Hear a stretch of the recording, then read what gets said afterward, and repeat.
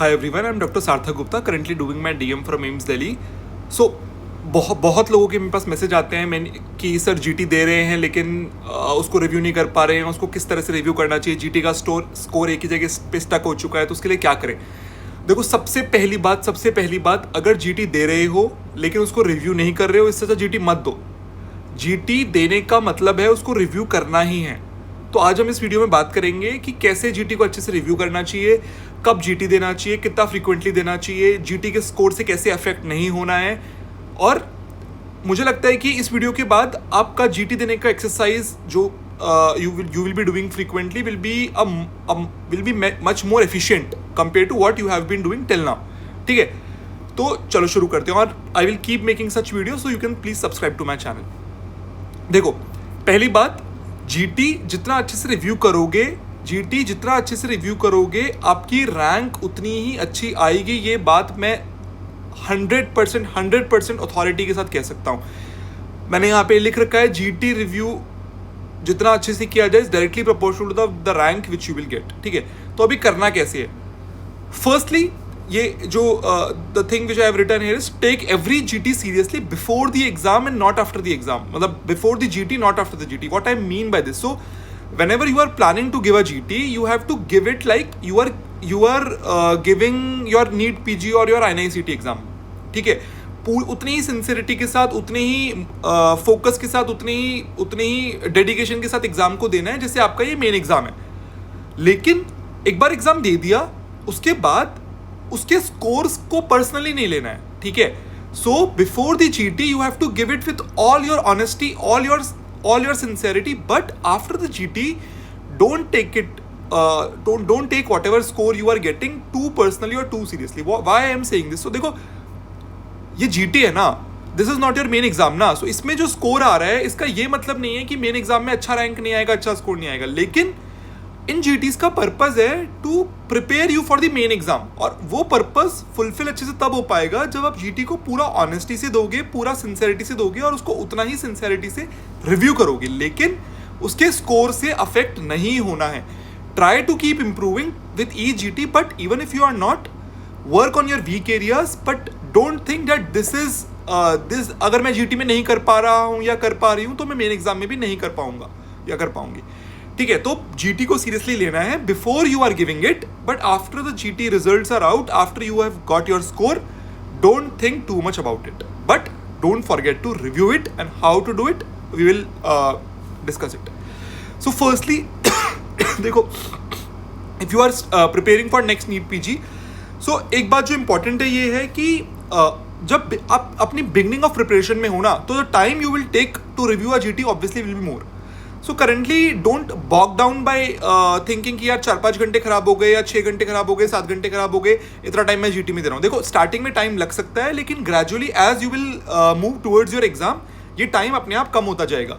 ठीक है, तो अभी अगर GT रिव्यू करने में ज़्यादा टाइम भी लग रहा है तो don't get affected by that. And ideally देखो कितना टाइम कितना टाइम देना चाहिए, कब देना चाहिए उसकी हम बात करेंगे। फर्स्टली देखो अभी एक और चीज़, अभी हमने क्वेश्चंस की बात करी, दूसरी चीज़ एक और इंपॉर्टेंट है कि अभी जब आप अपनी प्रिपरेशन के स्टार्टिंग फेज में हो, देखो अगर 2-3 महीने बाद NICT प्लान, अभी नवंबर वाला NICT के लिए प्लान कर रहे हो तो GTs रिव्यू करने में उतना टाइम ऑब्वियसली नहीं लगाओगे। लेकिन अभी if you are preparing for the next NEET PG तो अभी आपको ट्राई करना है GT को अच्छे से रिव्यू करने का और सारे क्वेश्चंस रिव्यू करने का। विद इंक्रीजिंग टाइम वो टाइम कम होता जाएगा और फिर you will start reviewing only incorrect और the questions which you have guessed. ठीक है, सो एक और चीज़ जो इंपॉर्टेंट है यहाँ पर वो ये है कि GT रिव्यू कब करना है। सो फॉर एग्जाम्पल और कब देना है, तो फ्रीक्वेंसी जो अभी होनी चाहिए आपकी वो होनी चाहिए if you are preparing for next NEET PG then around 20-25 days में एक GT आपको देना है।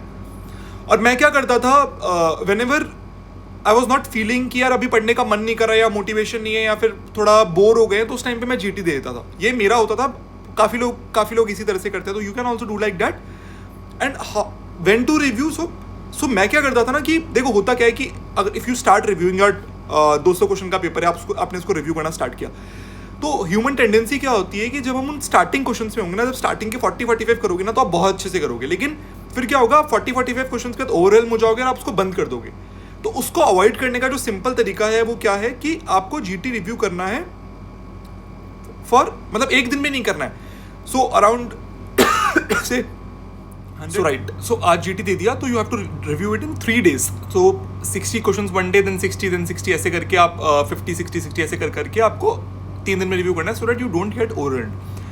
अब देखो इंपॉर्टेंट चीज़ जो है ये है कि रिव्यू में जब आप कर रहे होंगे तो there could be 5 types of mistakes जिसकी वजह से आपका क्वेश्चन गलत हो गया होगा. पहला है सिली मिस्टेक, दूसरा है मेमोरी मिस्टेक कि you were not able to recall that thing in exam, तीसरा है कंसेप्ट बेस्ड मिस्टेक कि आपको वो चीज़ समझ ही नहीं आ रही है, आप उसको बार बार गलत कर रहे हो, चौथी चीज़ है कि ऑप्शंस आर कंफ्यूजिंग, और पांचवा चीज़ है कि लैक ऑफ इन्फॉर्मेशन की topic was not in your notes.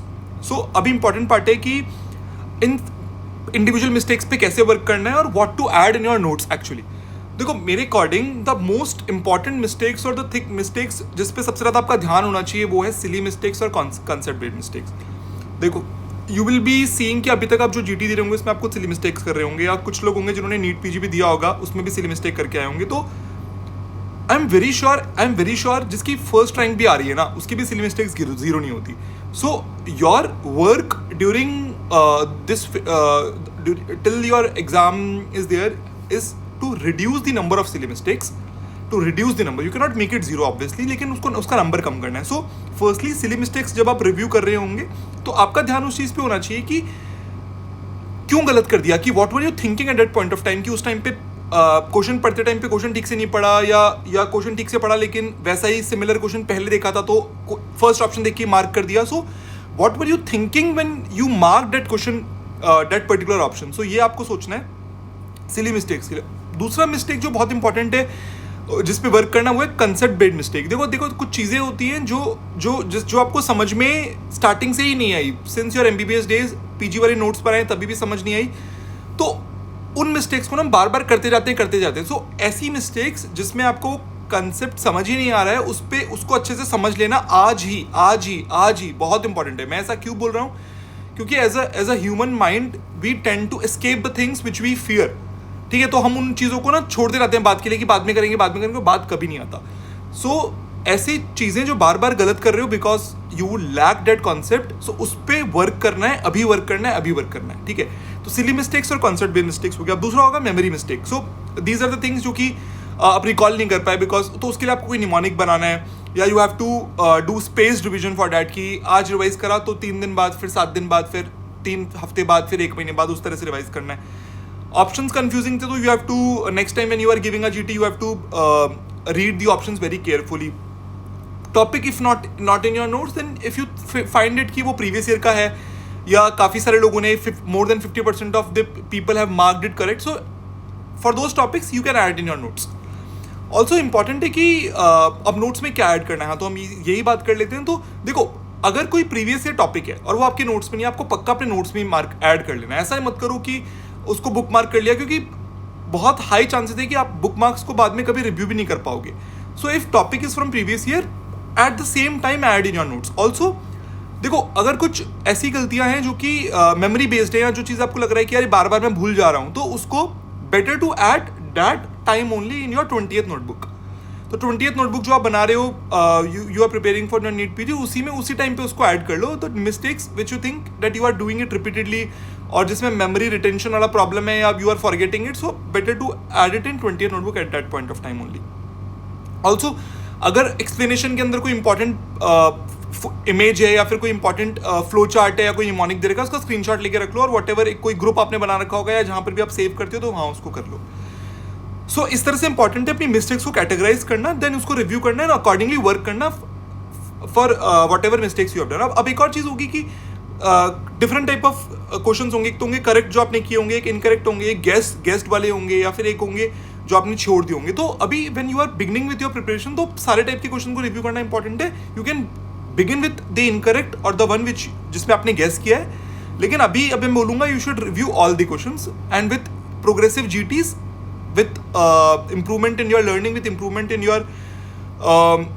basic knowledge of the subject, you can maybe trim it down to just reviewing incorrect or the guessed one, but अभी सारे questions review करो. I would advise that.